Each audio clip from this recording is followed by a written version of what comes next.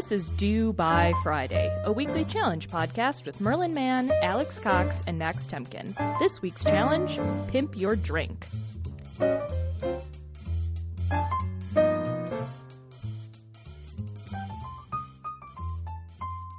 Is that Merlin on the line? Is Merlin here? Oh. Yes, I am here.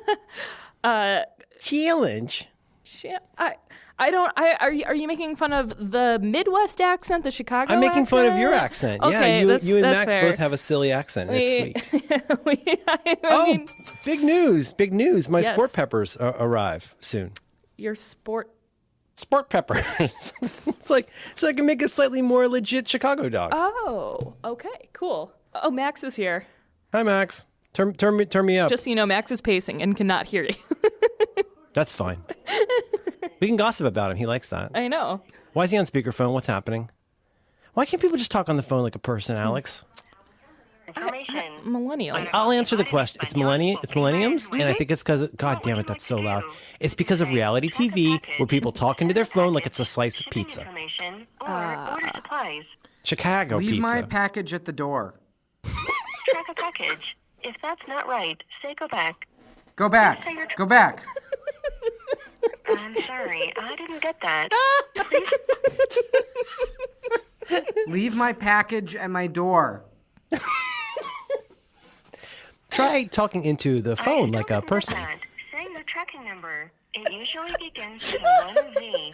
Or if you have an info notice, tell me the number near the barcode. Yell the F Otherwise, word say lots of agent times. Or press 0. No, but then you actually have to talk to a person. 1-049-59-3598-277-469. Nice. I found your status. This package is out for delivery today. Drivers typically deliver between 9 a.m. and 8 p.m. unless the service selected She's guarantees talking to him like he's had a delivery. head injury. Sorry, Are you I didn't okay? get that. Do you want to hear this again? Please say yes or no. Please leave my package at the door. I still didn't get that. Would you like to hear about your package again? Press 1 for yes or 2 for no. Please leave my Otherwise- package at the door. Leave it at the door. 1 moment. I'll connect you to an agent. Oh, Oh, finally. hello. You're speaking with Robert UPS. No, Mr. UPS is my father.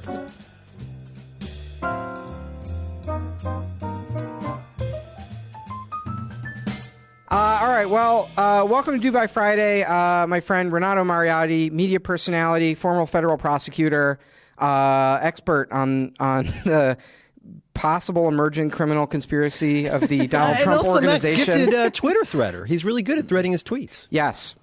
How did we meet? Oh, we met. We have a whole weird connection before you got into politics. That is very true. I had dinner with you, and I remember you and my friend were both talking about Twitter, and you guys were discussing all the crazy stuff you did on Twitter. This is back when you bought like the gallon of the multi-gallon drum of lube. Yep. And I'm like, God, that's so weird that these two guys are spending so much time on Twitter.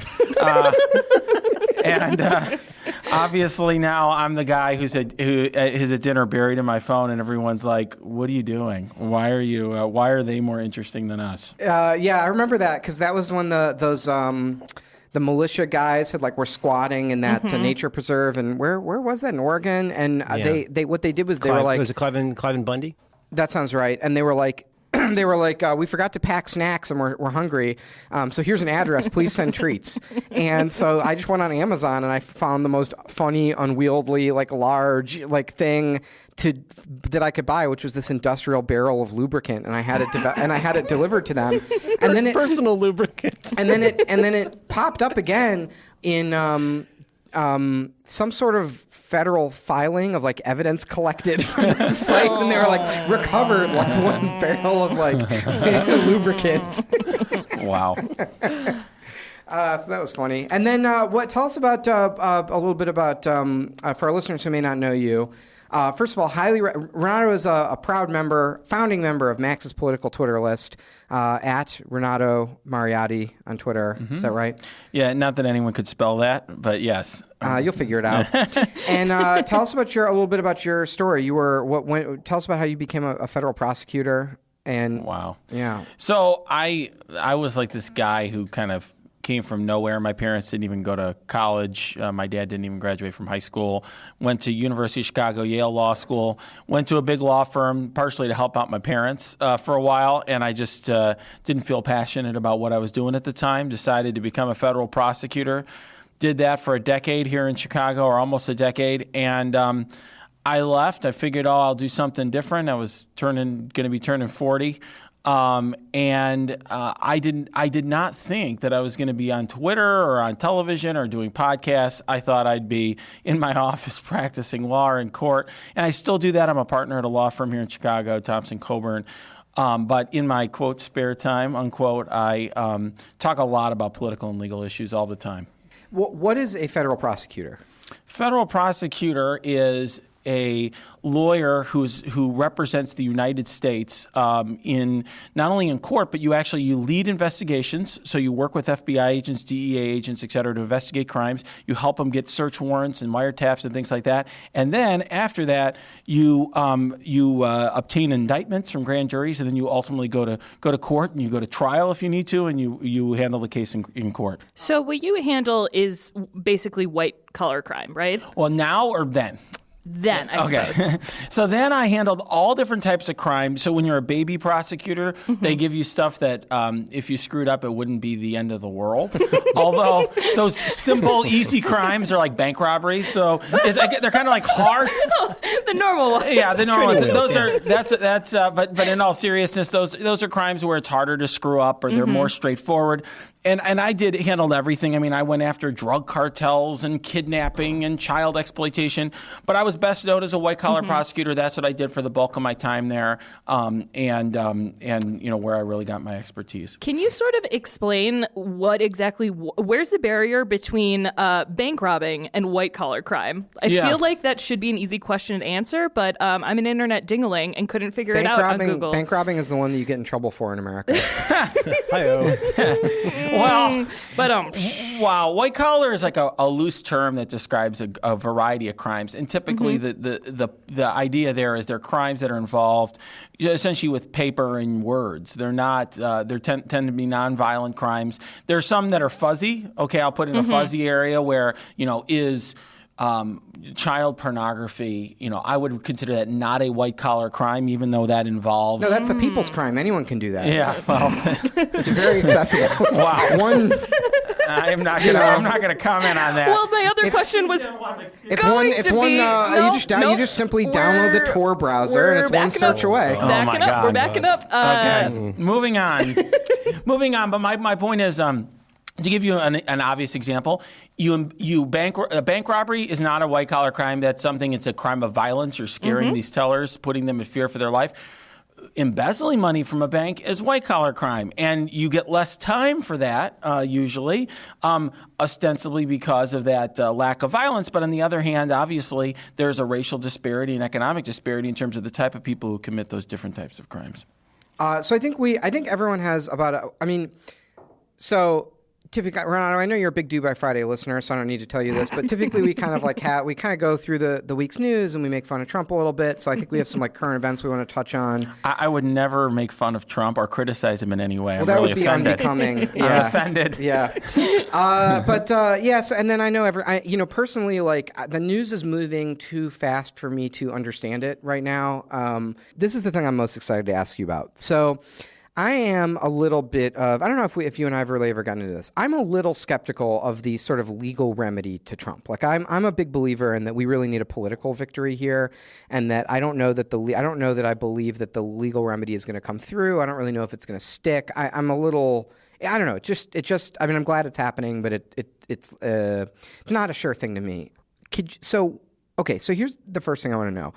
Can you kind of explain the legal case against Trump so not the state stuff, which we do, I think we do want to ask about, but like, what is the federal case against Trump? Because collusion with the Russians is not a charge, right? I mean, it's Correct. a bad thing that happened. It's politically problematic, but you can't charge someone with collusion. That's why Trump can say there's no collusion, because it's like not disprovable, right? Collusion is whatever anyone wants it to be. It's in the eye of the beholder, right? There's no definition of collusion out there. So what are they going to charge with? Like, what is the charge here? Like, what's the legal case? Like, can you walk us through some scenarios there? Yes, but before I get to your question, one thing I'm just going to note for people listening is there is a very big legal debate about whether a sitting president could be charged with anything at all. And to me, the bigger part of the bigger sense of skepticism that I have, which is maybe a little different than yours, is I am not convinced at all that Bob Mueller, even if he was absolutely sure that Donald Trump committed a crime, would indict him. I think he would present it to Congress. Right. And Congress, you can decide whether the Republican Congress to do anything about it. It's outside of my area of expertise. But I will just say, that, for that reason, I am skeptical about a legal solution, but it's different than what you're saying. So I'll address your question now. Well, and yeah, that's maybe we can get into, can a president be charged with a crime, because it seems to me like from the Clinton it seems like Democratic presidents can be charged with crimes, but not Republican presidents. It's not like Bill Clinton was indicted. He was brought. There was a report that was made to the House of Representatives, and actually Kenneth Starr had a memo that But the Supreme Court said if it's not related to his duties as president, there's no There's no talking about Jones versus Clinton. Yeah, Jones but that's Clinton, a civil lawsuit. What's that thing called? There's the Nixon defense. There's no immunity, right? Mm-hmm. But that's different. It's not that those are all different questions. In Jones, what the question was is whether Clinton could get sued while he's in office. That's been decided. Then there's the question of whether or not executive privilege gives the president a shield from being subpoenaed, et cetera. It doesn't do that. The question that has never been addressed by a court, because it's never come up, is can a sitting president be indicted? And it's really a question that would never be brought before a court, or could never be brought before a court, until a president was indicted. And the Justice Department has, for years now had the internal conclusion that a sitting president can't be indicted. It's something that's hotly debated in legal circles. I'd say the majority of people think a sitting president can't, but their only real support for that, just to be clear, is the fact that the Constitution says a president can be impeached and doesn't talk at all about indictment or anything else. There's nothing magic. The Constitution doesn't say I can be indicted. Does that mean I can't be indicted? Right, exactly. My point is that what I'm trying to explain to everybody is there's not like there's some secret document out there, like George Washington penned some document that's in a safe that says that the president can't be. It's just what we infer from the Constitution itself. So for that reason, I'm skeptical that there's going to be an indictment in this case, and I've talked a little bit about that publicly already. But let's get to your question, which is, Is there any there? One thing that I am convinced, and I've written a long piece about this a few months ago, is that there is an obstruction case against Donald Trump. If not for this issue that I just raised about could a sitting president be indicted, I would be absolutely convinced that Mueller would obtain an obstruction indictment, because the evidence of Donald Trump's corrupt intent is just so vast. And what I mean by the reason I'm using the word corrupt intent is not in the sense that I'm passing judgment on him being corrupt or not corrupt, but there's a statute that prohibits you from taking actions and that literally the word in there is to act corruptly in doing that. And what that means is that you have the intent to obstruct the investigation. So ordinary things you could do, like firing Comey, which he certainly has the authority to do if he thinks Comey's doing a bad job. If he's doing it with the intent to obstruct the investigation, that's against the law. Right. What was Merlin? You had a great example on the podcast a couple of weeks ago where you were like, it's not illegal to shred a piece of paper, but it becomes illegal if the piece of paper is evidence in a criminal conspiracy. Right. It seems like there's all kinds of things what's the phrase I think you just used, corrupt intent, there's all kinds of things that are illegal to do unless you're doing it to cover something up. Right. Yeah. It's not even merely, you can even shred it if it is evidence. The question is what's your intent when doing it. And by the way, that gives you a window into why white collar crimes are so hard to prove. How do you prove what's going on inside someone's brain? I mean, it's not like you have a magic telescope that sees inside their brain. All these white collar cases involve using documents and emails and stuff to try to peer into somebody's mind. Now, so let's move back to your question. It's like some sort of like H.P. Lovecraft thing. If they could do that to Trump, it's like you'd go insane. It's like gazing into the eyes of the old ones. That'd be scary. You'd go insane. You'd come out like a bumbling moron, just mumbling eldritch horror. Oh God!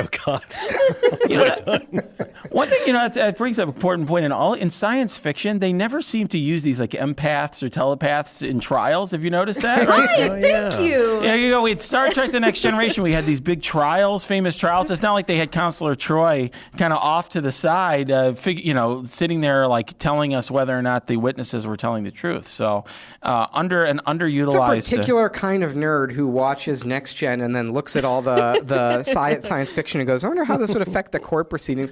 They do have a crazy like martial form of law. Like whenever you see a court case in Star Trek, it makes no sense. Like there's total like miscarriage of justice for dramatic purposes in every trial that they have in the Federation. Well, I will say I can't watch any legal kind of TV show without just it. It's totally ruined for me. I cringe when I watch it because it's ruined for me because I'm sitting there pointing out all the flaws. I mean, even The Wire is an amazing television show. It's one of the best I've ever seen. But I had already obtained wiretaps before I watched The Wire. I had already investigated narcotics cases, much bigger scale ones, like more like the guys who are the Greek guys are bringing it off the boat than the people that were being investigated in The Wire. But nonetheless, business, always business. Yeah, there you go. But nonetheless, I'd be watching and I'd be like, oh, that's not right, or what about this or that? It's inevitable. But you feel it's fair to say Data didn't really get a fair trial. Hey, you know what? He it went in his favor, right? So is this what is known as poker face? Are we going to talk about Michael? Let's all go around and say our favorite Next Generation episodes. Oh, I like the one where he goes away and learns to play the flute. I like that. All right. I mean, let's just get into the fun stuff now. So, Merlin, do you want to... We ate our legal vegetables. Counselor, do you want to... Well, I think my distinguished colleague from Chicago... I just have so many questions. I mean, some of my questions are just so quotidian, but the whole Michael Cohen thing, all the salaciousness aside, is so fascinating. And just, oh God, what was I listening to this morning? Oh, it was the ProPublica Trump Inc. podcast this morning, was just talking about his past and how, I think a fair way, they're basically saying it's funny how he's just surrounded by all these people who get disbarred and jailed, and he's just surrounded. He's got this taxi medallion industry and these kind of strange characters around him. I mean, can I jump straight to a question about this? This is pretty specific, but about the Stormy Daniels NDA. No, you can't. No, I can't. Yeah, you can't. Knock yourself out. There's just, first of all, like all the NDAs I've been exposed to mostly have been like, okay, if you're going to take a tour of Google, you have to sign this thing. Or if sometimes you work with a large company and they demand something, and my legal advice I've gotten was that's fine as long as you get a basic mutual NDA. Just, along the lines of let's both be gentlemen about this. But I'm curious about what you think about what's been reported so far about the Stormy Daniels and related NDAs, which seem, this is a word I use maybe once a year. They are truly Kafkaesque, the way they're described, almost like a FISA warrant. I've heard it reported that you sign this NDA, this kind of a Luca Brasi situation, like, something's going to go on this paper, like you need to sign this NDA. And part of this NDA, some of these NDAs reportedly are that you cannot acknowledge, first of all, this never happened. We've done an existential annulment. Something that happened now hasn't happened. You have to agree that this didn't happen. You have to agree that you won't acknowledge that this NDA for the thing that didn't exist happened. And I've heard it reported, and you can tell me if this is true, that there are NDAs that exist in which someone agrees to even law enforcement and judges. They will say that this thing didn't happen. I just think the whole idea, and then of course on top of it all, then you've got and if anything happens for any reason, it goes into private arbitration, so nobody finds out the thing that didn't happen, and you agree that it didn't happen. Is that kind of thing conventional? Am I getting the facts of this right? Have you heard these things reported? And how enforceable are these NDAs? All right, that's like about 14 questions. So let me. Basically, what I'm saying is, I could try and summarize it a little bit. No, that's fine. That's fine. It sounds like what they've tried to do here is get people so scared from so many angles that I'm setting aside the sloppiness about how some of this was put together. But it's funny because it seems like Cohen kind of locked his own keys in his own car with some of these things, like not getting it signed and all this banana stuff. Where like now you're in a position where the president is saying like I don't need to go to court for this thing that didn't happen and the thing that I didn't sign. It all seems like almost like Vaudeville Kafka at this point. And I don't know. I just want to know your general feeling about what is the role of NDAs in this and what's likely to happen and how enforceable are these things? All right, let me start with the easiest question that you posed in there, which is this idea that you can contract away. I can make a contract with somebody that says you can't go to the law enforcement or the courts. That's totally not enforceable. Now, sometimes people can put language in contracts that's not enforceable. What I mean by not enforceable is it wouldn't hold up in court. Mm-hmm. So you can put language in a contract that wouldn't hold up in court. And the other side, it might scare the other side or give the other side the impression that they are bound by that. Now, typically, particularly here where the other side's advised by a lawyer, the lawyer is going to say, this isn't enforceable, so it doesn't really mean it's not worth the paper it's printed on. But occasionally, that can be used to silence people. I'll give you an example of that is Sinclair had, Sinclair Broadcasting, the right wing. Local broadcasting network has their reporters signed to these contracts that says that if you leave, you're going to have to pay us like 40% of 1 year's salary times some multiplier. That's not enforceable either, but it certainly did scare some Sinclair journalists. So that part of it is not enforceable. Now the rest of it. The fact that some people can enter into NDAs, there's a lot of question as to whether or not we should be limiting NDAs, whether or not NDAs should exist, particularly in the context of Me Too, and all the allegations there, whether, for example, women are coerced into signing NDAs.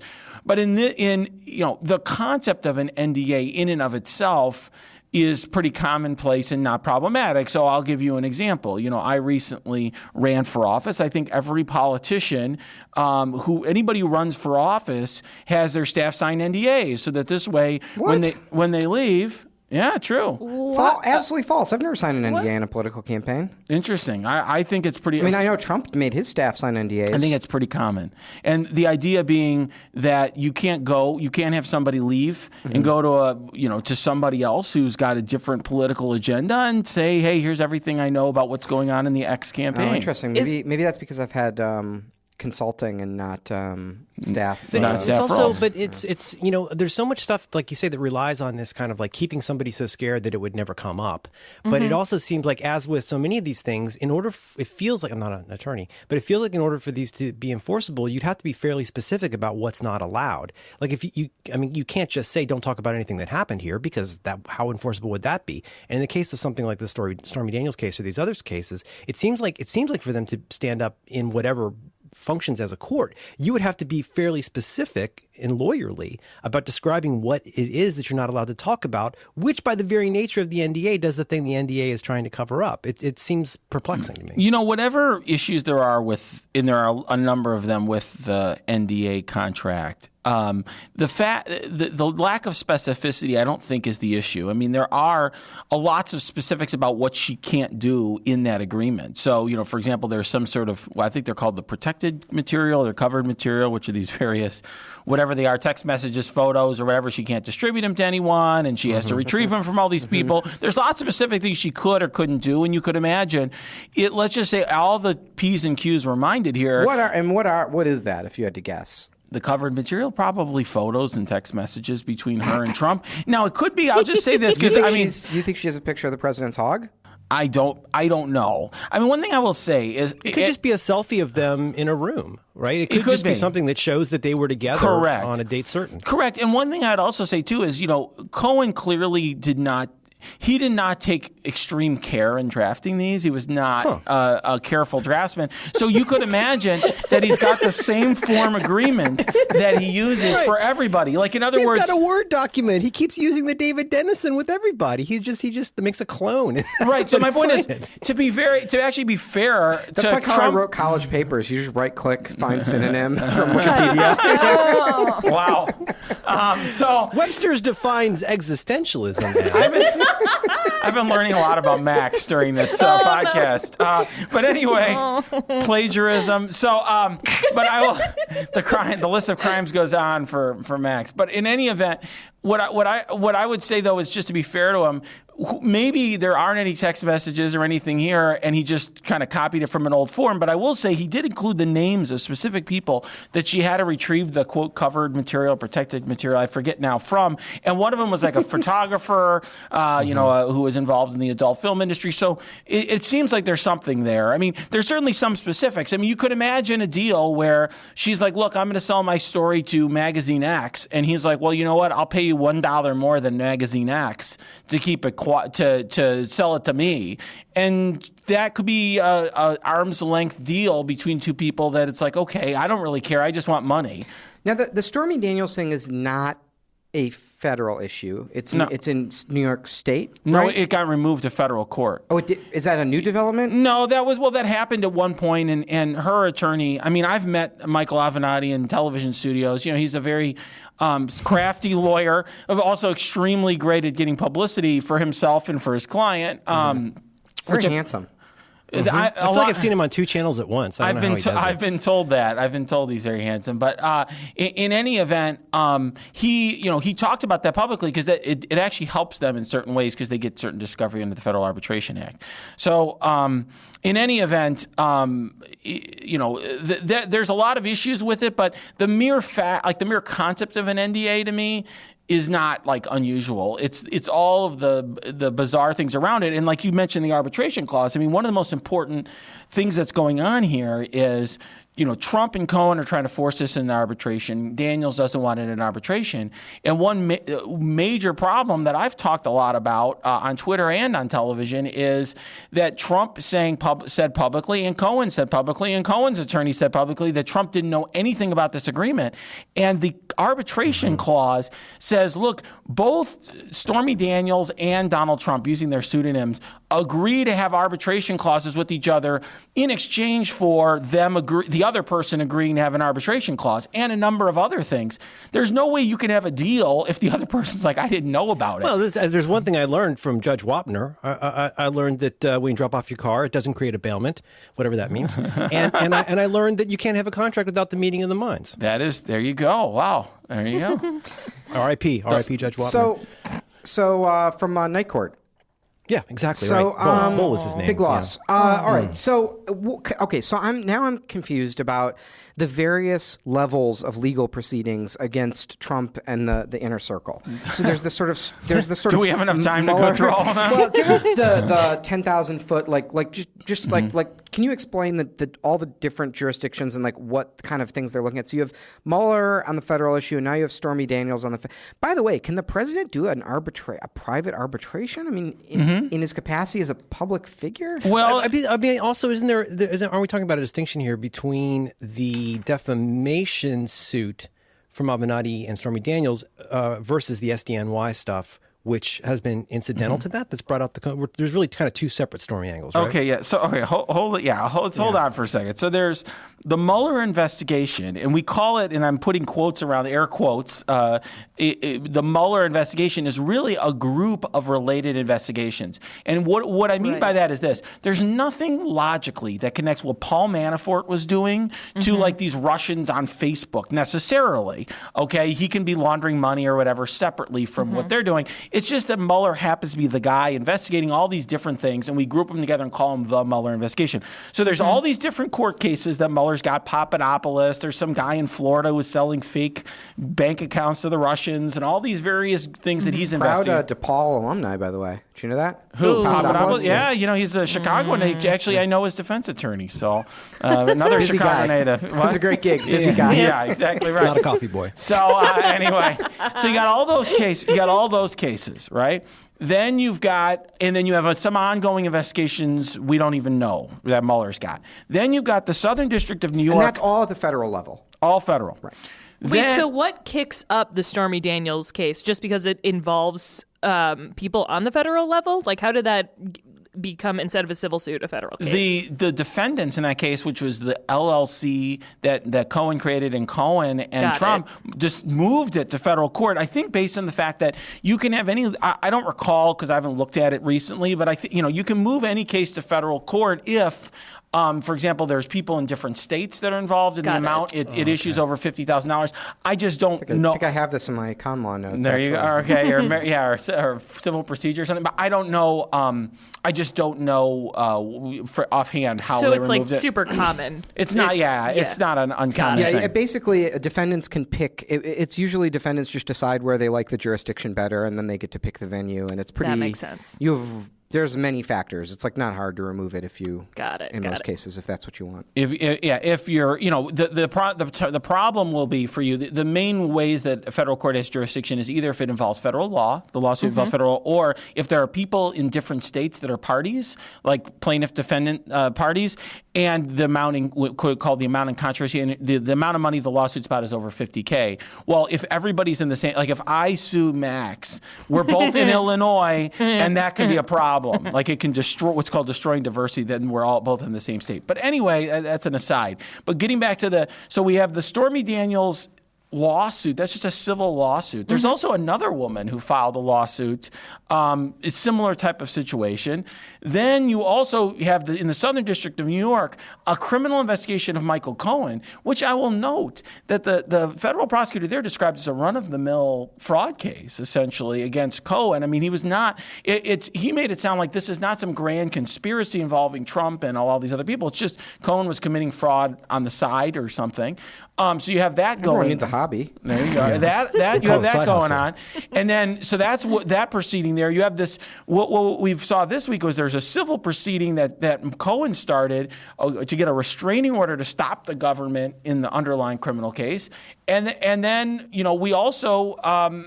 We also potentially have various, potential state investigations, which we don't know exactly what is going on there in terms of state investigations of the stuff that Mueller is working on. Okay, Merlin, did you have some Michael Cohen questions? Because I know we were kind of getting into the taxi medallions and stuff last week. I don't know if you had anything on that. I really want to ask about the passport thing. I mean, that's the burning question that I have. Mm-hmm. Yeah, I got a feeling we might have gotten gaslit on that. Gaslit? I think that's still, supposedly now there's still the one source reporting on that has not been confirmed by many other places.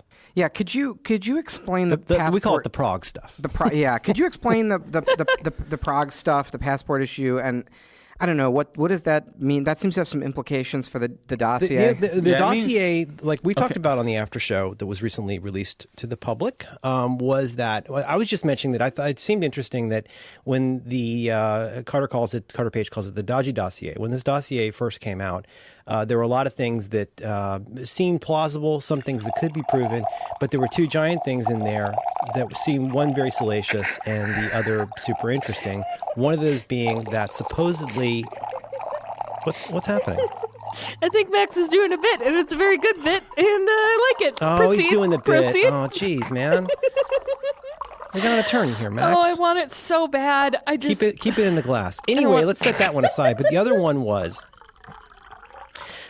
that supposedly Michael Cohen, in his role as the fixer, had gone to Prague to meet with Russians or Russian cutouts in order to smooth over what had been happening with Manafort. And that was one thing that immediately Cohen popped out of the wallpaper to say, I've never been to Prague. Here's a photo of my passport, apparently proving something legally. The cover of the passport. The front of his passport, yeah.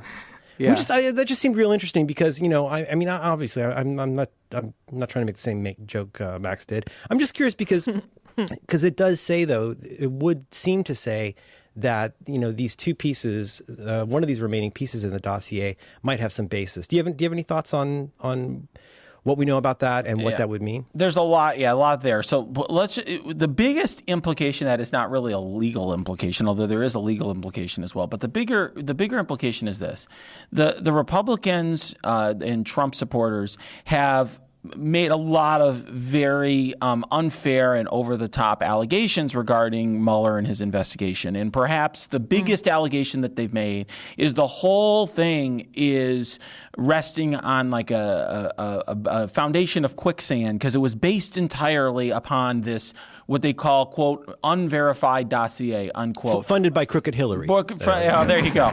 Funded by, and the reality, of that dossier, the 30-second or 20-second version is there was a dossier that was created by a man who is a former British intelligence officer who was hired by a firm that was paid for by Republican opposition to Trump, his opponent, essentially opponents to Trump, anti-Trump Republicans. Then after Trump won the primary, the Jeb Bush PAC, right? I don't know exactly, but some opponent to Trump, and then it was picked up by Democrats later. There was a Democrat, a law firm that represents the DNC or Democrats who was paying for this work to continue. That British intelligence officer, who has been a source for the FBI and has worked with U.S. intelligence for a number of years, put out this dossier. It's got many claims, not just salacious, but actually very important and troubling claims in it. And some of those claims have been verified, but some of the most explosive claims have not. The centerpiece of it was, one of the things that the right was using to claim, and Trump and his allies were using to claim that the dossier could not be trusted, was this claim that Cohen was in Prague. Because it's very much a yes or no thing. Either he knows it's in Prague, or either he was in Prague or not. And he, not only did he put that photo of the passport on Twitter, but apparently he showed it to journalists and said, hey, there's no stamp in here. There was, a number of journalists pointed out you don't need a stamp. From an evidentiary point of view, though, that's like nothing, right? Because I travel all the time and I don't get a stamp. Mm-hmm. Well, it's something. Manafort had 3 passports. It's something, but it doesn't necessarily. It's not dispositive, but it's something. I mean, it would be evidence you could point to.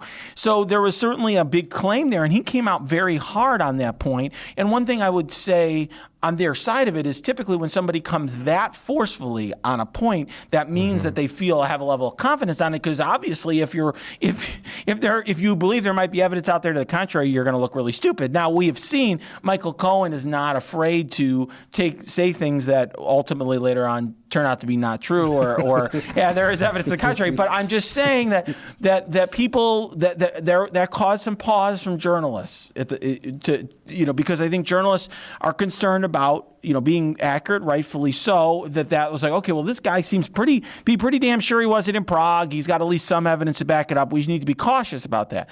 So this report suggested what it said, and I want to be very careful about it. What it said was that Mueller has evidence that Cohen was in Prague. Now, what that could be, for example, is it could be, phone records showing, that, his phone was hitting off cell towers in Prague, for example. Doesn't prove beyond a reasonable doubt that he was there, but it's very strong evidence. You're a kid from Serial.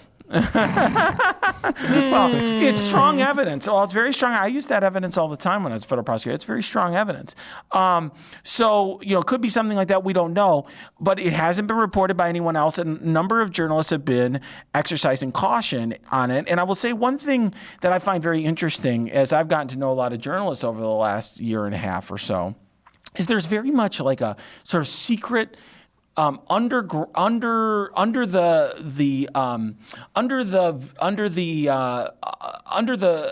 underground thing, knowledge that journalists have about things that they don't print. Everyone, like for instance, that guy was it the New Yorker or who is it that published that piece that you were talking about earlier? You thought was very interesting. Davidson one. Yeah. Oh, yeah. I think New Yorker. New Yorker. Yeah. He's really the only there that is underlying what he's saying is like we're there's a lot of stuff here and there's not a lot of stuff there, and he doesn't really say what it is. That's the strongest point he made in that whole piece to me, which is he said, in 2003, President Bush landed on that aircraft carrier and said mission accomplished, and support for the war was at 70% at home. But he was on the ground in Iraq, and he was looking at the disaster of the operation there, and he was like, these guys can say what they want at home, but the truth will come out. And to your point, like, it was hard at the time for journalists to say Bush is a liar because the case wasn't there. But in enough time, the case was made and the people turned on it. He made the same point for the financial collapse. Like in 2007, most financial journalists knew that there was this house of cards and that the banks were over leveraged and that there was this looming crisis. And again, it was like you said, it's this underlying knowledge that people paying attention have, but it's hard to breaking news in the New York Times. It's not. They don't have enough there yet. Yeah, but eventually the truth, came out. And I think that was his point with Trump of there is this, the people paying attention, that there is this preponderance of evidence accumulating, but it's not, it's going to take time for the public to learn it and catch up. It's more than that. I mean, what I would say is there is not, I follow this stuff very closely. There is not evidence to support, for example, what he's necessarily saying that's in the public knowledge for what he's saying in that column or whatever it was, your opinion piece or whatever it was. But journalists seem to have, kind of know certain things or not know certain things. And they're not all bad for Trump. Some of them are helpful to Trump. There's journalists who've told me off the record that Trump was told by his people that firing Comey was going to lengthen the Mueller investigation. It was going to lengthen the Russia investigation. It was going to be a problem for him. That's good for Trump because it shows that he wasn't potentially wasn't firing Comey with that corrupt intent because he didn't care. He could have had, if he was smart enough to have corrupt intent, he could have had it. But the problem is he's too incompetent to take the advice of his cronies and pull off a conspiracy. So it truly was he was just mad on Twitter, right? That's a great Trump defense. Is actually, Your Honor, I'm too incompetent to execute a conspiracy. It's funny because we all can Is there laugh. an amendment for that? We can all laugh about it, but one of the most common ways that you defend white-collar cases, that defense counsel defend them, is they say, look, my guy is he's either too busy to be paying attention or he wasn't on top of things. Or they don't come out and say my guy was stupid or foolish or incompetent, but there's this element this guy was just not the criminal mastermind that the government believes. He's just a guy who's reactionary or mean or this or that, but he's not that guy. And if there were a trial, I think that would very much be the type of defense you'd bring for Trump. So anyways, my point is just that I find it interesting because I see it from when I talk to journalists, I'm hearing this, but, so they definitely have a kind of a level of knowledge that's underneath the surface, which I didn't realize. As honestly as a person who read newspapers, I figured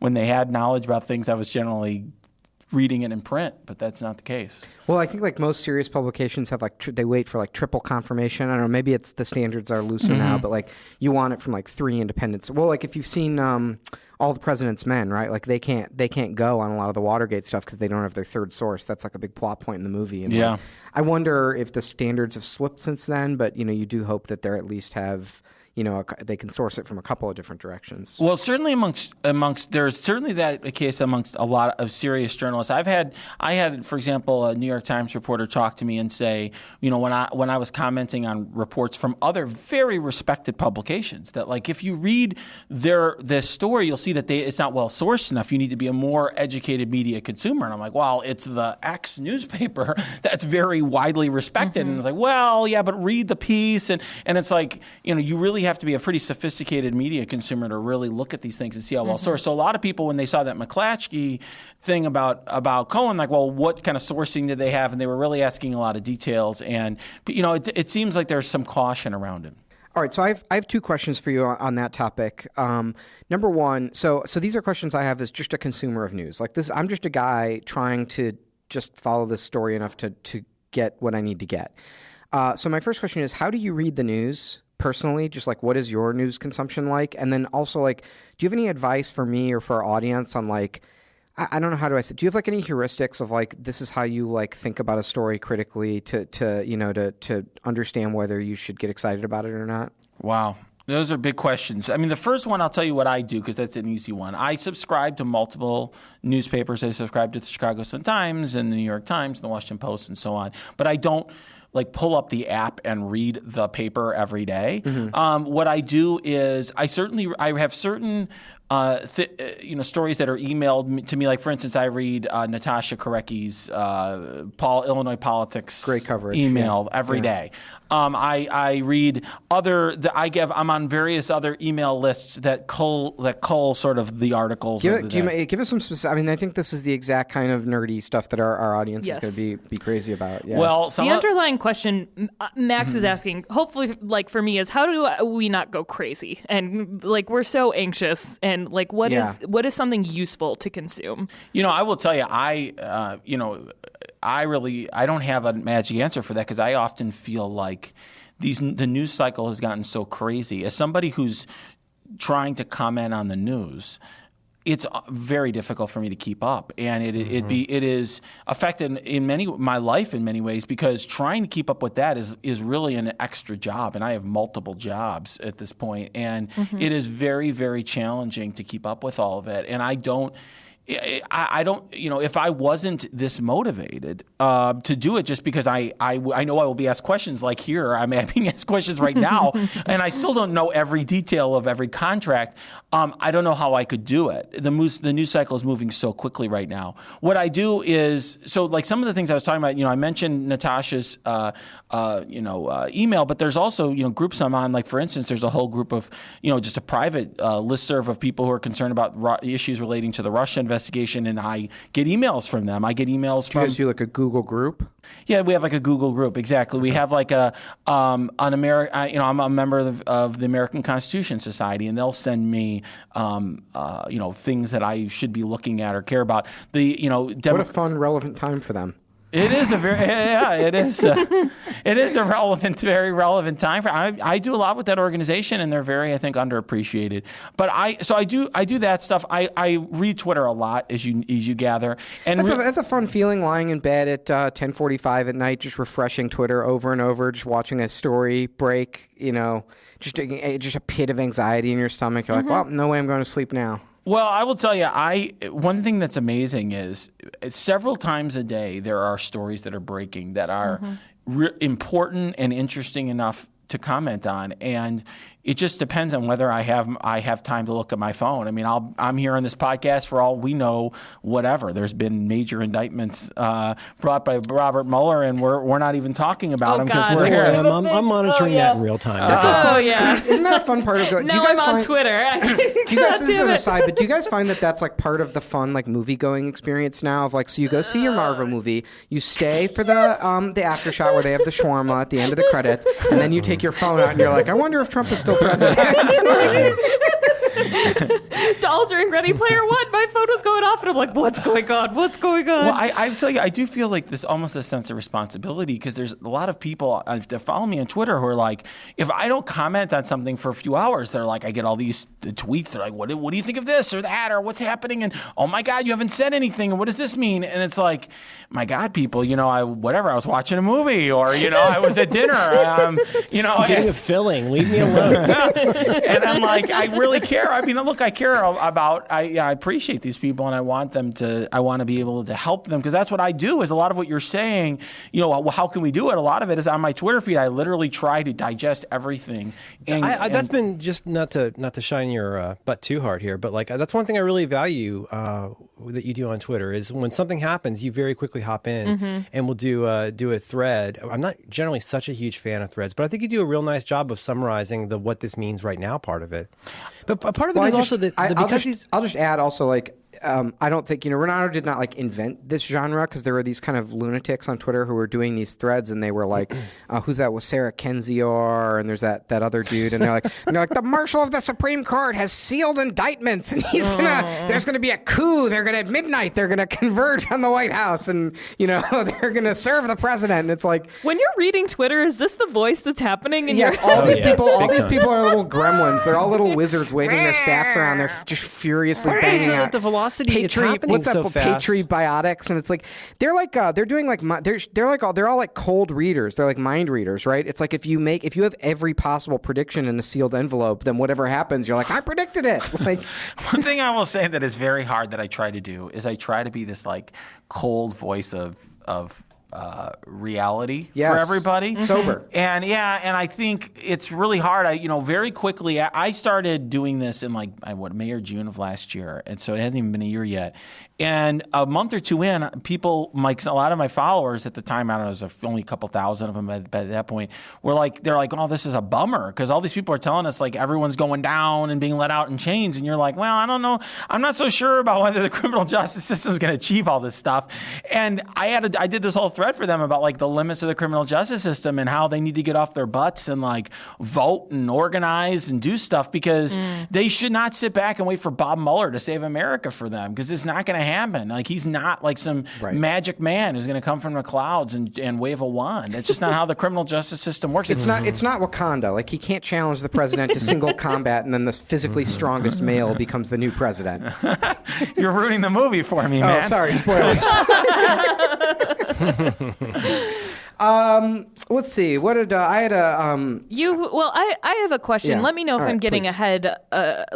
ahead of this. You answered basically most of the questions I had. Thank you so much. But what does the Sean Hannity stuff mean? I personally hate the man, and I want to get excited about it, but I don't really know why I should be excited and why it's bad that does that make sense? It's really what happened? It's very it really question. pains me to say anything favorable towards Sean Hannity, because I don't have very favorable feelings towards the man myself, given that I think he's often lying to people on television. But there's a lot less to the story than I think. I mean, it was very shocking when it happened, and really I think Michael Cohen and his counsel, if they really wanted to keep this a secret, did a very bad job of it. They literally are like, here's a court filing where we lay out who his clients are, and there's one secret one, and we're going to explain in detail about this guy but not mention his name, and build up this anticipation, knowing that at some point this was going to come out. It was just building this. What I think really may have happened there, I don't know. But one thing that that gives me a little caution about this is Cohen had an incentive to make himself seem like, and I'm going to put this in air quotes here, a real lawyer. In other words, I mean, yes, Michael Cohen is a lawyer. He's got a law license. But he doesn't appear to have been practicing law much. The government said as much. They literally said this guy does 0 to 1 clients as far as we know. The government was like, this guy is not really practicing law. And he's like, no, I am practicing law. And he's searching while... He turns his pockets inside out and 3 clients fall out. Well, essentially, it was he's trying to squint and say, who are his clients? And here's the thing, If you ask me who are my clients, I mean, I wouldn't tell you, but there are a limited number of people who have engagement letters at my law firm who I actually represent in lawsuits. You can search my name in federal court and see, okay, he's listed as the counsel in these suits.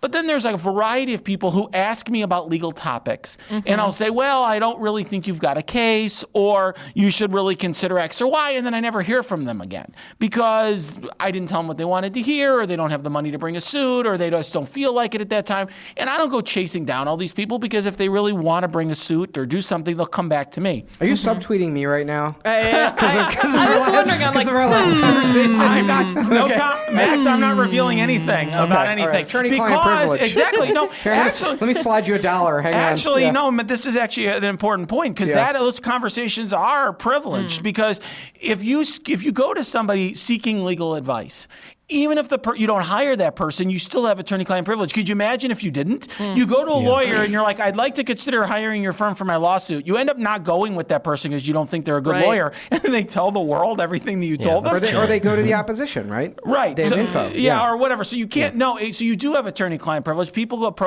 do approach me, and do I technically have some relationship with them? Yeah, sort of technically, but they're not formally, we haven't formally developed an attorney-client relationship, but there is privilege there. So technically speaking, could Cohen have had 1 or 2 conversations with Hannity and had some, technically speaking, an attorney-client privilege conversation with them? Yes. Did he have any reason to believe that it was in those boxes of documents seized by the government? I don't know. And there's a number of different ways it could go. Either maybe there's more to this than Hannity's letting on, and there's some box of documents that has 50, pieces of correspondence between him and Cohen. Perhaps. On the other hand, it's also possible that Hannity and Cohen had 2 conversations, never were written down, or 2 brief emails about a nothing thing, and Cohen's blowing it up into more than it is. Who knows? Because neither of these people have a really great relationship with the truth, either Hannity or Cohen. So who knows which one is telling the truth? But certainly there's all sorts of possibilities in there. Another question I had that it feels like you have answered was just, is Cohen super bad at his job? But it wasn't until a few days ago that I realized, oh, he's not doing lawyer things. He's a fixer. He's a big taxi man. And so is he doing a good job as a fixer, or is he fuck that up too? Well, he hasn't done, there's a number of very obvious mistakes that Michael Cohen has made. Okay. And one of them I already pointed out is, what he was doing with that NDA does appear to be legal work, or at least resembles it, which is, here's a contract. He's presenting it to another party and saying, please, who has a lawyer, and saying, hey, sign this deal with my client. But the way he structured the deal was all screwed up. If he really wanted to keep Trump out of it, he wouldn't have had Trump in the agreement under a pseudonym making all these promises, releasing claims, forming, it would have been strictly between the LLC and Daniels, and Trump wouldn't have been a part of it. Instead, he includes Trump and has Trump make a bunch of promises but not sign it. And even that might have been okay if Trump knew about it but just didn't affix his signature, but was part of the deal or was understood in some other sense, or at least you could make some argument there. But then he comes out and says, through his spokesman at first, but then I believe he confirms himself, that Trump knew nothing about the agreement. So that is all really bad lawyering if he wants the agreement to hold up. Another thing that he's made a big mistake about is, we know he's somebody under criminal investigation, and that should have been apparent to him a long time ago when he's being interviewed by Bob Mueller and so on, and yet he's on the record to the press talking about Donald Trump as if he's like a guy who's going to take a fall for Trump or has some deep-seated loyalty for the guy. It just didn't move anything forward for him at all, other than potentially sending a signal to Trump that I am going to be loyal to you. But you think he could have done that privately from his attorney to Trump's attorney without telling the New Yorker that. So what's Mueller's role in this? Mueller he turned the Cohen case over to a state prosecutor in New York. Well, my understanding is, and if I'm wrong about this, I apologize, but I'm pretty sure that Mueller interviewed Cohen. I'm almost positive that it happened, or there was press reports that had happened. So Cohen was originally a witness. Then in the course of his investigation, reportedly, I think this was according to Bloomberg, Mueller found these apparently unrelated crimes in New York by Cohen, went to Rosenstein, and Rosenstein is the deputy attorney general who oversees the Mueller investigation, said these are more appropriately handled by federal prosecutors in New York. That may not be true on Friday when this comes out, by the way, but as of recording. Oh, okay. Yeah, that's who Rod Rosenstein was. Okay, there you go. As of Wednesday the 18th. Fair enough. I always wonder, will the president be impeached by the time the show comes out? I think we need to give Renato an escape hatch here if you need to take off. But so just you have gone above and beyond here. But I'll pose this to you as this is at least my last question. Could you tell us a little bit about? There's been 2 sort of, I'll call them political big news pardons of the Trump presidency. There's Sheriff Arpaio and there's Scooter Libby. Can you talk a little bit about what happened with those pardons? And do you think is that a signal? Is it a test balloon? What do you take from that? Well, they're really unusual pardons. So the president has very broad powers to pardon under the Constitution, but typically there's a process that you can literally Google it and you can go to the office of the pardon attorney. There's a person called the pardon attorney that's part of the Justice Department. It has a whole office of people who collect petitions for pardons, and they have various requirements of what you should put in your petition, and they examine these petitions. They send them they actually send them to the prosecutorial office that originally prosecuted you. I handled some of those when I was a federal prosecutor on behalf of my office, cases that had been prosecuted by my former office. And there's meaning your office put someone in jail, right? And then the governor or the I guess the president in the course of investigating a pardon consulted with you as the prosecutor to say, what do you think of this right move? So what happens is people who are prosecuted by my former office here in Chicago made a petition for pardon or clemency. as part of that process, they said, we want the United States Attorney's Office in Chicago to weigh in because you were the office that prosecuted. These were all cases that were before my time because they were people who were sitting in prison from years earlier. This is the sort of thing a baby prosecutor does. And I would go and I'd look and I'd write, look at the evidence and look at the various factors and write a memo saying, here is what our position is, one way or the other, as to this. You say, no, this black kid had 1 gram of marijuana, so he should spend his life in prison. No clemency. No comment. In any event, clemency denied. Officer, Alex, put a stamp sound effect in there. I will tell you, actually, one thing I'm gonna use this as a chance to say something that people aren't very aware of, but they should be, because there was President Obama had a program in which he invited people who were convicted of nonviolent drug offenses to seek clemency, and he got thousands of petitions. A historic number. Yes, thousands of petitions for clemency, and U.S. attorneys' offices were overwhelmed. And before I left, there was a high-ranking person in the office who spent the majority of her time looking at all of those, trying to get as many done as she possibly could during her time there. And I will say, I went, the American Constitution Society organized an event in D.C. that I went to and spoke to senators and their staff about clemency. And I think they wanted me to talk about Trump pardoning Arpaio and other things like that. But I talked about that program and how I think we should do the same thing at the state level. I think that's something that could be a really important way that we can reform the criminal justice system. So that a plug for that. Now, moving to the Arpaio and Libby pardons, those pardons did not go through that process, which is really interesting and different. They went, in the Arpaio pardon, it didn't seem to go through any process. There were some press reports that Libby's attorneys were somehow reaching out to the White House. But some old vampire from the Bush administration had a meeting with Trump, right? Someone was in the White House. Right? You guys know who I'm talking about? Well, my understanding was that Libby's lawyer was seeking to be the lawyer for Trump, right? Is that what you're thinking of, that person? Was it Dick Cheney or who? Merlin, do you know what I'm talking about? No. Someone from the Bush administration met with Trump. Can you just look in your crystal ball, man? Yeah, hang on. Let me pull it up. That was for Merlin, not for you. But you got it. But anyways, okay, it's a little too lame of a joke for this crew.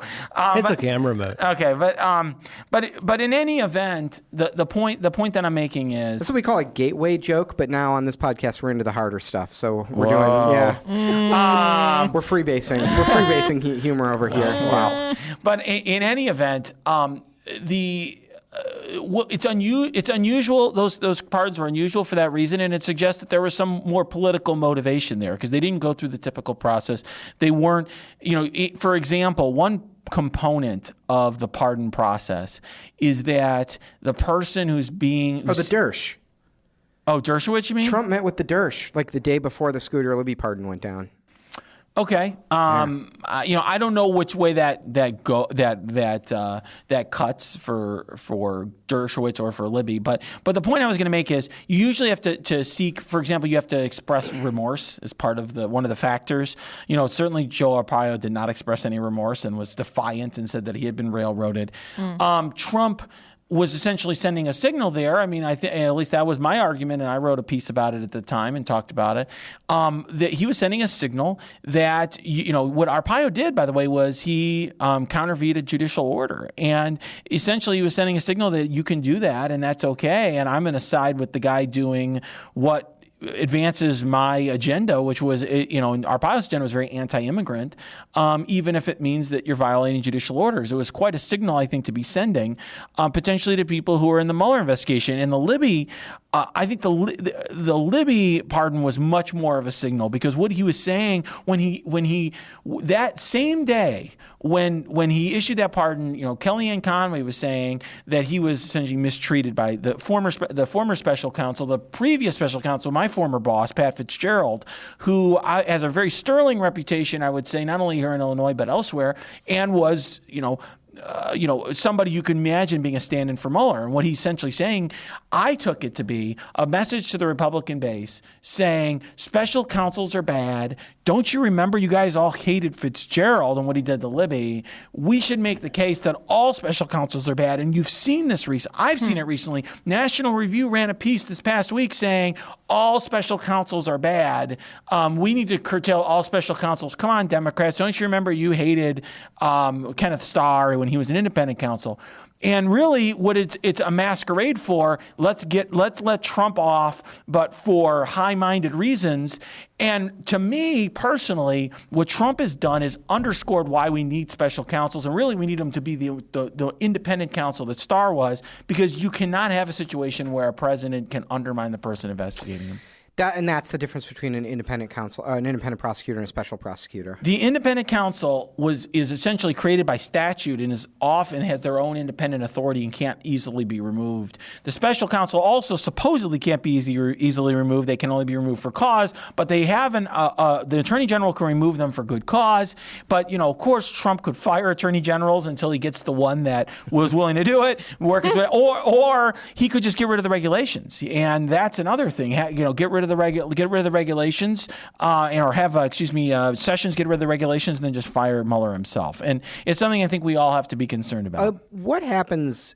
I mean, I've heard people talk about this on Twitter a lot, but what actually happens if there's a constitutional crisis in this country? I mean, my guess is nothing. But wow, do you have any? Well, it's uncharted. It's really can be uncharted territory. In the past, what's happened when we've had constitutional crises, is there's enough institutions and high-minded people around that are like, hey.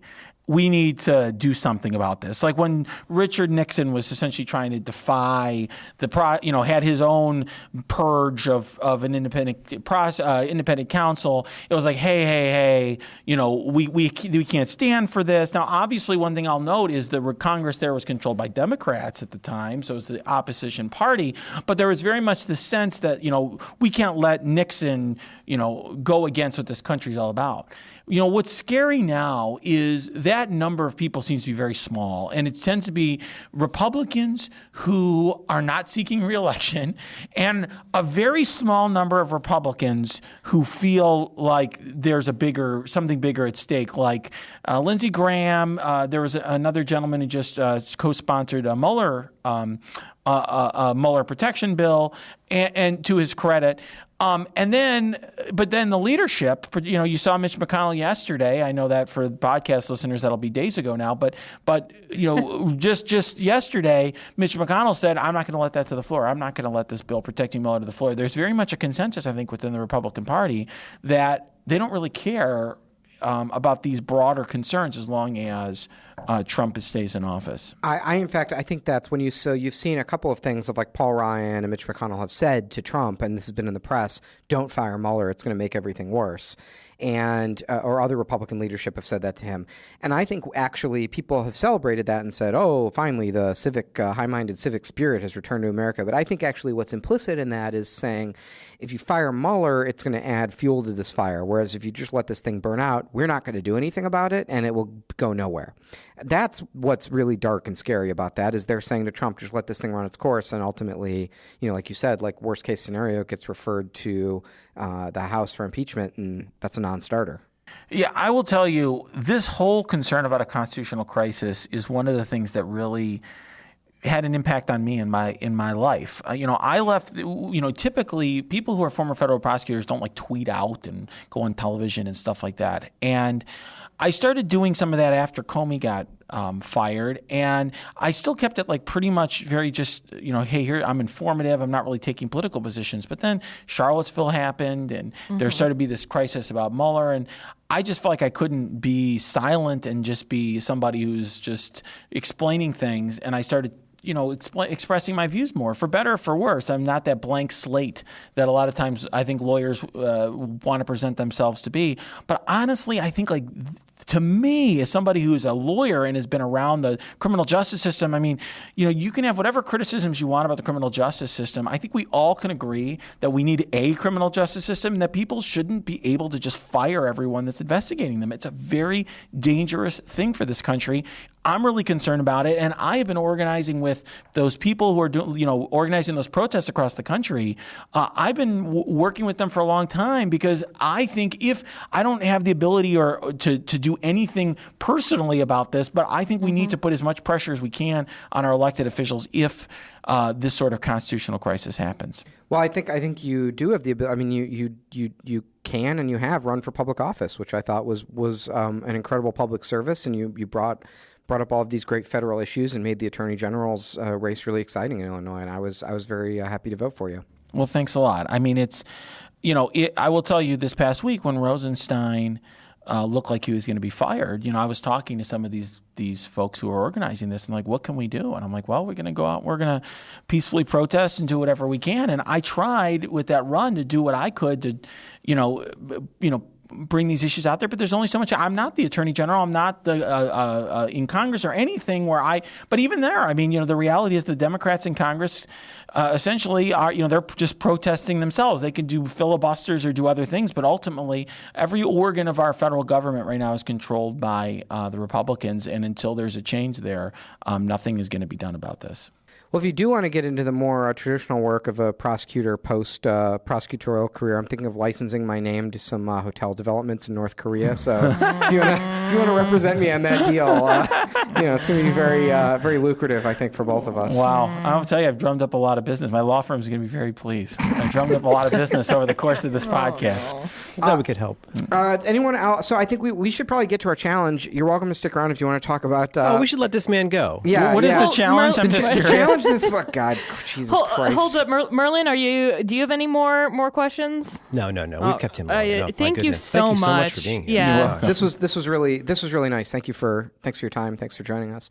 Thanks for what you do. I mean, I think it's really helpful. And amidst all the noise and stuff, you've been real helpful to me in getting some clarity on stuff that feels very chaotic. So I just want to say thanks for that. I appreciate it. Absolutely. Yeah, the challenge this week was to mix a bunch of sodas together from a soda machine and make a suicide. So just in case Renato looks very concerned right now. Just in case there was any ambiguity about the kind of podcast that you were on. Wow.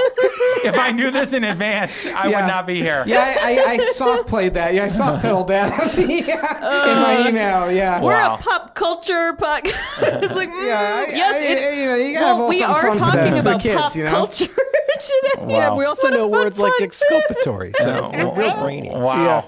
Well, you're the one who brought up Kafka. I mean, you're more brainy than I am, man. So, anyway, all right. Well, I will head out and let you guys mix sodas to your delight. Thank you so much. Thank for you coming in. in. Thanks for your time. I owe you a drink. Thank you. Okay. Just as long as it's not a suicide.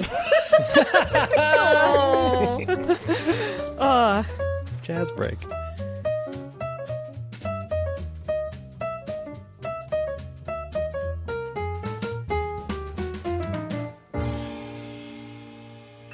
Oh, I have an entire collection of drill tweets. Boy, you're doing this. I don't know. I mean, this was like a big meme of like you tweet like a Trump thing and a drill thing side by side, and I mean, it works for so many things.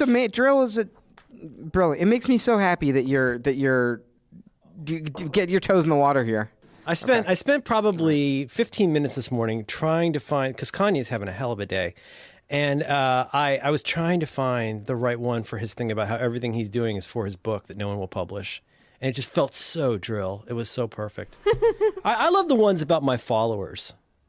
The ones, trolls, unlike you, I have a brain. It's called a job. Hang on. Hear this, trolls. This is your favorite, Max. Hear this, trolls. I've been secretly respecting the flag and the privacy of my garage for 12 hours a day, maxing out its power to insane levels. There is something about that drill voice that is like just perfectly suited for this moment. Like it was a little ahead of its time, and now it's really come into its own. I would love to lift all of my pathetic, frail followers by the ankles and huck them like tomahawks. Good God. I have proof that the women on here are forming quote tweet gangs to freak out and intimidate uncircumcised guys. I despise the toilet. I'd love nothing more than to kick it through the wall and shatter it into 100 shards of wet porcelain, but I need it. I mean, for logistics reasons, why don't we just address quickly what the challenge was? We knew that we'd have Can I a do special... one more? Can I just do one more? Oh, yes, Cut please. this out. Yes, please. Getting pissed off imagining my trolls and dissenters crawling around my house in little butler outfits and expecting tips.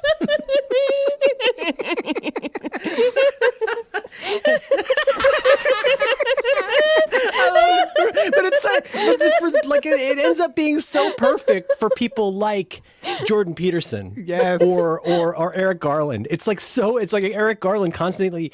I mean, I don't follow him. I don't even, but occasionally he'll pop up with this like, you have no idea what it's like. All the women I'm protecting and I'm being threatened all the time.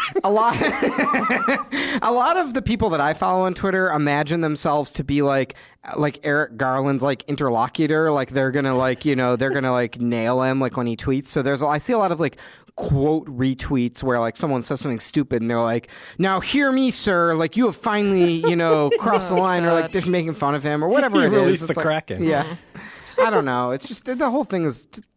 Twitter fucking sucks. This is a great one though. The website lioncomey.com is registered out of Panama. No, it's an anonymous domain registration front in Panama, Pennsylvania. To which I responded, just put my elbow through the monitor because I thought the cursor was a bug again. Nevertheless, this setback will not slow down my posting. Okay. I've learned nothing from my error.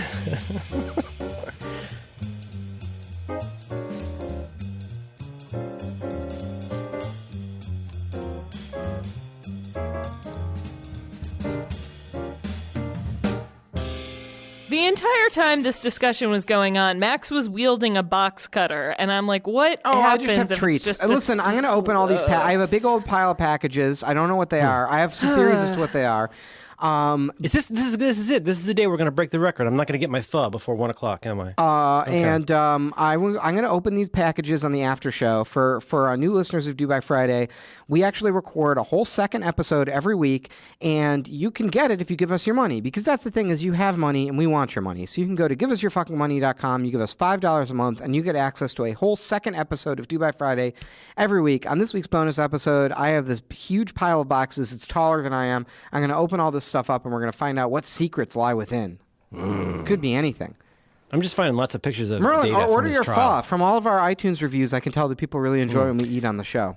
First of all, never look at the reviews. And second of all, no, I have to do the pho at home because I have a special method. And I can't do it here at the office. I want some pho. That sounds delicious. I'm going to include your method in the show notes because that was fascinating. So part of it is I order two different phos. I wonder if my UPS package got delivered yet. Please, God. All right. The challenge this week was to make what... Challenge. Challenge.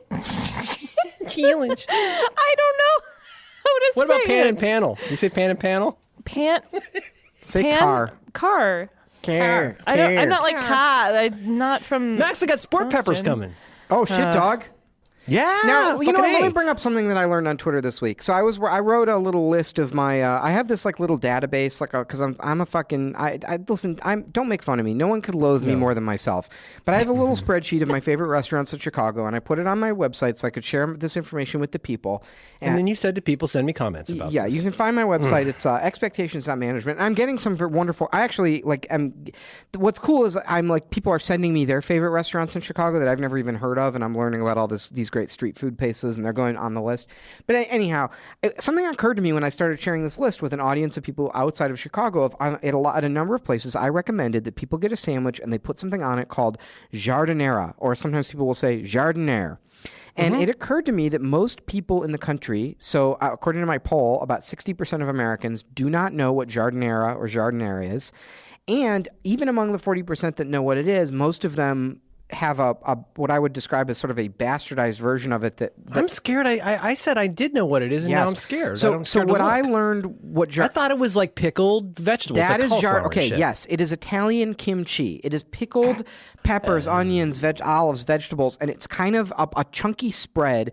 You put out, oh, holy shit, you put it on. Oh, you can get this Mazzetta. Mazzetta is the maker of my sport peppers. You put it on a little. You put it on an Italian sandwich. You put it on an Italian beef. Oh my goodness! You know what they would say? They'd say on the TV shows it adds nice acid. Oh, it's kind of like ketchup. It's like you get a little sweetness, acid. It brings it alive. Oh my God, it's an amazing condiment. Now listen to me. You put a little bit of this on a cheese pizza. Your next level. You get a thin crust pizza from Mulinati's. You put a little jardiniere on there. Oh, baby, you got a stew going. But on the East Coast, what people call jardiniere is what I would call hots, which is a different condiment. It's a different condiment. It's a red pepper sauce, almost like a sambal. It's almost like an Italian sambal. It's a little bit almost not like exactly like a sriracha, but like a spicy sauce. It's like a, but you can see the whole pepper seeds in it. You know, and it's sort of goopy. It's more goopy, and yeah, it's not pickled. It is not a sort of spoonable pickled vegetable medley. I love condiments. Anyway, here's my point. This is the most boring thing I've ever heard in my life. If you live in Chicago, please eat the little. jardiniere. And if you're not from Chicago, don't think that eating hots at the diner at the the sandwich shop or whatever is the same as jardiniere. You got to come to Chicago. You go to bar. You get an Italian sandwich. You put the jardiniere on there. People think I'm bored when you guys talk politics. No. No. Yeah, we're just describing things that have flavor, Alex. Yeah. Anyway, what was your challenge this week? Could you describe your challenge to us that you picked? The challenge that was proposed was make a suicide. And I'm like, no, what? But it is when you just mix a bunch of sodas together or pop or Coke or whatever. Like you go to a restaurant that has a bunch of fountain drinks that are accessible, which is hard to do in Chicago. Now in McDonald's, they keep like everything behind the counter because there's weirdos like me who will do this. But I'm sure people have seen this now. The challenge, we're calling it Pimp Your Drink. So I thought we were calling it Make a Suicide. Suicide challenge. No, it's weird. I didn't know what it was. It sounds weird. All right. So actually, I'm curious, Merlin, have you ever seen this? It kind of looks like an old style pop machine where you get a fountain drink, but there is a touch screen. You're talking about the Coke Freestyle? I guess that's what you could call it. Oh, shit, dog. Yeah, the very first one in Chicago Designer was that, Amy and I tried to get one for our office. Yeah. Oh, it's so hard. They're very expensive and hard to maintain. Yeah, it's crazy. I bet that's a lot of maintenance. Yeah, because there's a million like sacks of sugar in it. Then you have to make the proper. Can you imagine those mix. Nozzles must get so jammed up? Oh well, the touch screen is it's not pleasant. I mean, I'm sure like the traditional touching. Look how filthy that thing is.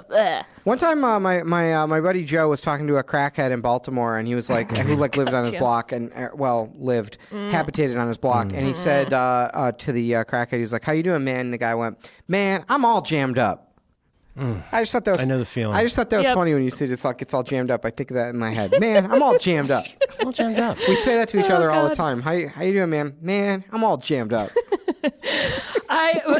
Well, before I get into my very compelling results, did either of you actually do this challenge? Absolutely, I'm gonna do it live on air. I'm also going to do part of it live on air. I didn't realize we were doing a little three-ring circus here. The problem is there was no the only talk one. about drinks. I mean, you gotta make a drink. All right. Well, I'm not doing mine on air, so I'm gonna go first. Go ahead. I brought scientific instruments. So I traveled to Chicago's premier startup incubator, 1871. Oh God! And there I sampled. I went with my friend Chris Deutsch, who is an investor in this thing called T-Bot. And I'm going to. This sounds like a stupid thing that's in my wheelhouse. I'm going to send you a little picture of this guy. Oh, I already like that it's been anthropomorphized. They're interested in. They had some interest in. He was like, "Oh, I should like hook up the T-Bot people with your office." And I was like, Alex would probably be into this. Yeah. So basically, what it is, hang on, I'm putting it in our super secret channel. You can go to our show note. Where do people find this picture in the show notes? DoByFriday.fm/77. FM? I think so. It's wait. DoByFriday.com. Oh, guys. sorry. I'm sorry. I'm thinking of the Simplecast one. Okay. Are you guys okay there? Is everything all right? You guys seem a little off your game today. Is everything all right? Alex has lost her mind. Meanwhile, I was just finding this picture. So check this thing out. T-Bot. So I sent look you, at that. So I sent you a my picture. goodness. So basically, you order on It's this. a live. It's a live photo, Max. Are my balls in this? No, you can see. Oh, you can see this is Chris's so hand. cool. You can see T-balls. Chris's hand. That's your new name. Oh man, T-balls is all jammed up. I'm all jammed up. You can see Chris all jammed up. gesturing at this thing. All right, so basically what happens, you order off this touchscreen, and up top there's a hopper with I think like 12 or 16 different teas, and you can either just have it make a tea for you, or you can have it mix the teas. So in the spirit of our challenge, I mixed a tea which was gunpowder green tea with a herbal mint. So basically, with mint, interesting. So basically, I was going to say like a jasmine with that. Okay, that would be good too. But I don't know. I wanted to go a little crazy with it. That gunpowder green will set you straight, man. Especially if you're all damned up. And now basically the tea comes out of this big funnel contraption in the top, and then there's that little spigot on the bottom, and it pipes in water at the appropriate temperature. Now, where I felt that this and you swipe your card and you pay. Now, where I felt that the experience was a little lacking is basically what happens is you put your paper cup under these nozzles, and it actually just dumps the loose tea into your cup and then pours the water onto it. No. So what I was hoping was that it would actually hold the tea in a chamber, brew it, and then give you the finished filtered tea after it had brewed for the appropriate amount of time. But it just sort of dumps everything into your cup. And then I said to it's more like the bulk cereal thing at your cafeteria in college. Exactly. The little trough of cereal. Yeah. And now I was like, well, how do you not drink the tea leaves? And actually they have these special filtered lids that you put on your paper cup. So it's like a plastic Solo cup like lid basically. But it has a little But it just sits in there, doesn't it get bitter sitting in there that whole time? Yeah, so that was my other question I asked to Chris. I was like, well, isn't it going to over extract and get bitter if it's just loose hanging out in this hot pot of tea? And so basically what he recommends is you use the filtered lid to pour it into a second cup. So you brew your tea and then you pour into a second cup and then you drink from the second cup. And I was like, isn't that a little waste? I don't think Shark Tank would invest in this. Well, the design of that aside, like I used to be a big tea nerd, and that you can't just throw it all in and brew it at the same time. It just, I mean, maybe they have like it's up to you teas. to control the time of the brew. But that's the thing is, like, what if you want to make a suicide tea and you can't mix your matcha and also, your blacks? I think Mark would not invest in this because you have burn issues. Couldn't you burn yourself on this? Interesting. Oh yeah, there is probably some sort of consumer safety issue. I mean, to me, where it's a great business is that they do the consumables too. So they like source the tea and send them to you and all of that. And that's cool. I don't know. And there is like a recipe functionality, so like you can actually I could save my suicide on the machine and call it up next time. Like there is some sort of cool stuff that it unlocks. I just think that the like fully. What I was hoping in my heart would happen is that it would brew the tea and give me the brewed tea that was like made exactly right for like a true tea nerd, standard. But that did not occur. Was it good in any way? It was delicious. I actually, let me just say, like, the tea in the machine was very high quality. I made a great cup of tea and I really enjoyed it and it was fun to use. I do feel like if you know a little bit less about tea than I do, that you would, like you said, Alex, you would just leave it in the cup and it would over extract. So I'm sort of glad that I knew that you had to do a little procedure, but I just wonder, like, in a cafeteria setting, would most people sort of know enough to like pour it from one cup into the other? Oh heck no. This is a very interesting little machine. I wish it had a face, but they make a mini one, and I did. They said maybe they would bring it to like demo it out at our office or something like that. Should I get my materials? Yes, please. All right. And I will. I did like a. I did a double ender I don't know. I just like that word.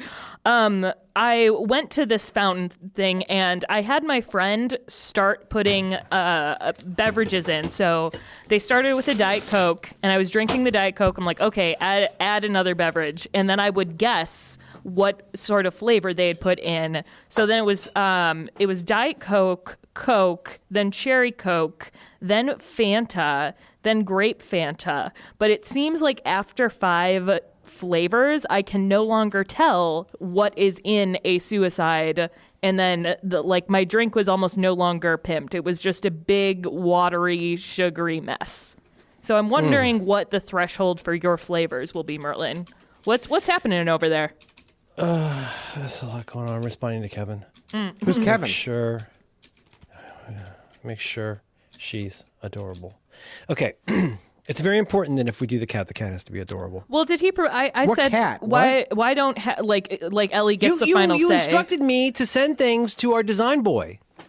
I'm working with our design Oh, board. I understand what you're. Okay, I'm with you now. All right. Well, we don't want to. It's important that she Don't be talk about it adorable. on the Okay. show, Merlin. We're cutting. I'm editing Everything this that happens very on the show heavy. is in the show. All right, Merlin. Well, I'm using my clicky keyboard because I had to move everything aside to make my goddamn drink you guys made me make. God. All right. God damn it. Well, but I while got a lot going on. Now I'm going to send you a photo of my desk with my materials, my dark materials on it. Could you stream This it to is- us? Could you do some sort of Apple video call? No. Why not? Why not? Can't do it. OPSEC. perhaps What are you enliven talking the about, photo. OPSEC? Just No, call, do a there voice. can't be too much of a visual component to this show. People need to wonder. But people need to be more But curious. I'll paint a picture with words, Merlin. Do a FaceTime. I want to FaceTime you. No, here's what I've got. FaceTime. No. So I'm gonna so you FaceTime see what I Merlin. have before me. I'm going to take my classic suicide. Trigger warning for food. I'm going to take my classic suicide, and I'm what? No, No FaceTime. No, I want to watch the drinks get poured. And you then can watch me pour my drinks. It's going to be more exciting.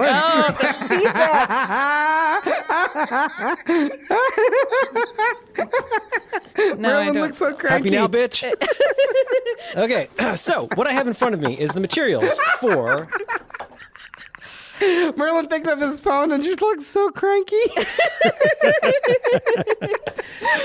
My hair's all in disarray. I haven't done my hair and makeup.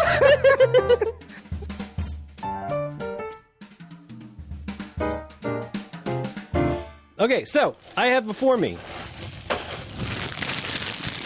I have a Ziploc bag of ice. I have a 12-ounce can of Coke. I have a 7.5 fluid ounce can of Dr. Pepper. I have some lemon wedges.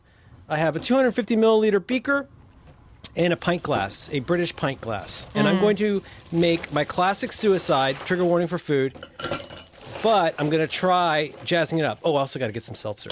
So here's what I do. I'm filling it to the top with ice. Now, I'm taking my beaker. Cool. I'm gonna start. Hold back. Oh, I see. There is indeed a real beaker. Wow. Okay. Okay, I'm going to start with 150 milliliters of classic Coca-Cola. Mm-hmm. I'm going to add to that, to start. Can you hear me okay? Yes.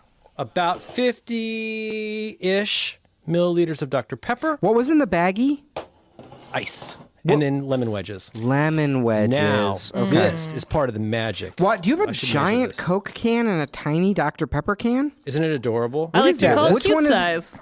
It- Isn't it adorable? Oh, it's a little mini It's Dr. the perfect Pepper. size. It's an old man size. Now, I'm going to add, this might overtop it, but I'm going to put in just under 100 milliliters of sparkling water. Oh. Now, what does that do? wow. Gives it extra zazz. And then I'm going to squirt in just a tiny bit of lemon. Okay. I mean, you're going now, above and is this beyond. a drink you've had before, or did you sort of invent this for the podcast? Well, there's probably a name for the Coke and Dr. Pepper. When I go to the movies, and sometimes it's fucking Mr. Pibb because these are different people. But what I'll do is I'll do 2/3 of the way Coke. What's funny, Alexandra? No, Mr. Pibb is just a funny concept to me. Hello, my father's Mr. Pibb. I will stir this with a Palomino Blackwing pencil. Eraser down, or what are you going to drink? The Lead down, eraser lead down. taste or the lead taste? Okay, good. And now here's my taste. Okay. It's pretty good. It needs more Coke. Anyway. Huh. Oh, yeah. So when I go to the movies, I'll get a large drink, especially if they do free refills on a large. And I'll do about 2/3 Coke and about, depending if they have cherry Coke, I'll then top it off with half of the remainder will be Dr. Pepper, and about half will be cherry Coke. And that's a good ass drink. My big movie drink is I'll fill it about 90. Well, so first of all, you put about three ice cubes in there. Then That's how they get you. Then Wait. just about three, just the smallest number of ice cubes, just to give it a little extra coldness. Then I'm going to fill it about 98% with Diet Coke, and then 1% you're just going to quickly tap it, just tap it right on the Lipton iced tea. You're going to get just a little bit of that lemony, just a little bit of the sweetened? lemon. Is it Yep, sweetened? yep. Yeah, a little bit of the sweet lemon tea, just a little lemon in the Diet Coke, just one little blast. I know a lot of the people lemon. that once you go, I'm not personally not a Diet Coke person. I've tried, but I've heard people say that if you're a Diet Coke person, you start putting lemon in, you never go back. That's what I heard. Diet Coke and lemon is one of the great. Well, so my true passion in life is Diet Coke and lime, but that's not usually available. But God damn It it, is at the Temkin household. Well, yeah, I frequently, if I have to choose a juice, I'll always choose a lime over a lemon. Diet Coke and lime is one of the great drinks. It's a fascinating flavor. Well, and what's interesting is the can, it tastes like if there is actual lime in it, which kind of blew me away. And it's how did they? Oh, we're science flavor. There's a few fake. There's a few fake flavors that humanity has just like made our bitch. And like lemons Yes. are bitch. Like we can make anything taste like lemon. Banana's another one. Like I think we've really dominated banana. Like we can We're make really anything. pegging these fruits. We can make anything taste like banana. Lime. Oh, The time they drag these fruits is everything. man, lime is definitely our bitch. I think a lot of the other berries not really there. I love a raspberry candy. Does not have any relationship to the fruit that you eat. Oh yeah, like blue raspberry. That flavor is blue. The flavor is indeed it's a good. blue. Listen, nobody Yeah, loves. the flavor is called tangy. Yeah. Yeah, no one's more excited to eat a raspberry candy than I am, but it does. But it's not has no bearing on coconut's another one. Like boy, the gulf between a coconut sweet and eating a coconut is quite wide. Oh, lightning and a lightning bug, all the difference. I'm going to proceed with my. I'm not a huge LaCroix person, but I've gathered every flavor of LaCroix we have in the office, and going to mix them all together just because I'm curious. Oh my God. What? Why is what's? Oh my God! the continental breakfast sketch. Continental breakfast. We watch it every night. When he eats the banana is one of the great He eats the moments. banana. It's one of the great moments of comedy. Well, look at you, tiny plum. Oh, Danish. It's so good. The food's coming out of his mouth and he's just crying. It's so good. Every time I hear the phrase continental breakfast, I think of this. Alex, this is very wasteful. Well- Alex has opened 6 cans of LaCroix No, in front I've of her. already- So it's going to be a combination assigned- of 6 kinds of things that don't really taste like anything. Yeah, well, I've already assigned each of these cans to somebody who's going to drink it later, so it's not a waste. Although I didn't realize there was a flavor. There's natural orange and Tangerine. natural and tangerine. Tangerine is better. I'm aware that there's a difference between the fruits, but all right. So this is just one big clear glom. Do you like LaCroix? I do. Well, It has flavor. I prefer. That's the thing. Is like, why wouldn't I just drink regular water or regular Yeah, why would sparkling anyone water? have anything with flavor? That's my main opinion about why LaCroix. wouldn't you just drink plain water? is not necessary to nutrition for Alex Pot. Oh, this is interesting. It kind of mutes all the flavors Alex, a when little. you plug yourself into charge every night, there's no flavor involved in that. There are no hesitation marks in my charge port. Meep moop, 80% power.